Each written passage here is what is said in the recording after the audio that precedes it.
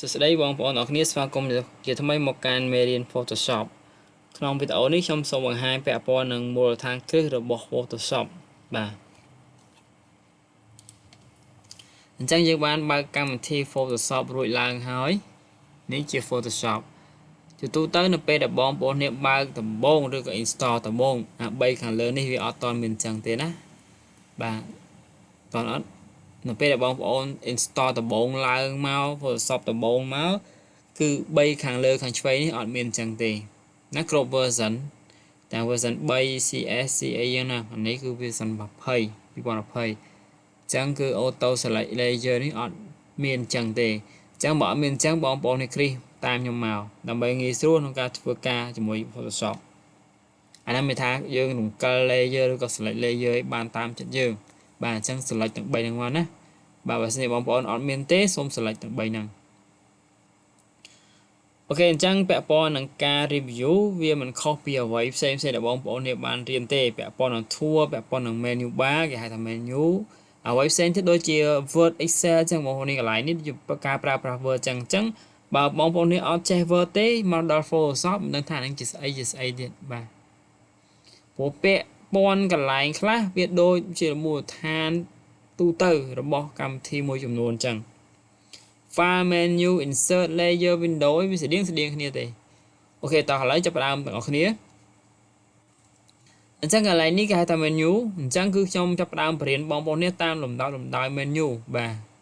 ខ្ញុំអត់បរៀនតាមសភៅដែលគេធ្វើឡើងមកទេគឺខ្ញុំបរៀនតាម menu មួយវិញពាក់ព័ន្ធកន្លែងនេះពាក់ព័ន្ធនឹង new control n បាទយើងប្រើជាទូទៅ Photoshop យើងព្យាយាមចាំនៅ shortcut key បាទControl N គេហៅថាបើកក្តារថ្មី Control O គឺបើកកិច្ចការដែលយើងធ្វើហើយឥឡូវយើងចាប់ផ្ដើមបើកក្តារថ្មី Control N តែម្ដងបាទចូល File ហើយ Control N អញ្ចឹងបើសិនជាបងប្អូននេះជា version ចាស់អញ្ចឹងអត់មានអញ្ចឹងទេ version ថ្មីគឺបែបហ្នឹងបាទ version ចាស់វាអត់អញ្ចឹងទេអញ្ចឹងបងប្អូននេះត្រូវដាក់ទំហំกระดาษខ្លួនឯងអានេះវាមាន custom មានអីចឹងទៅមាន print មាន Photoshop មានអីមាន web មាន mobile មានអីទំហំតាមតម្រូវស្រាប់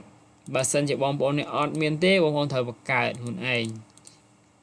ខេអញ្ចឹងបងប្អូនទាំងអស់គ្នាត្រូវបង្កើតខ្លួនឯងនេះកន្លែងបង្កើតគឺបងប្អូនគ្នាទាំង version ចាស់ version ថ្មីមើលកន្លែងនេះណាបាទពេលបងប្អូនបើកกระดาษថ្មីមកគឺចេញអញ្ចឹងហើយ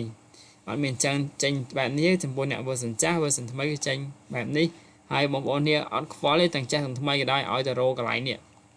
អានេះគេហៅថាចំណងជើងរបស់ artwork បាទចំណងជើងរបស់ artwork នេះយើងចង់ដាក់វាឥឡូវក៏បានឬក៏អត់តន់ដាក់ក៏បានដែរ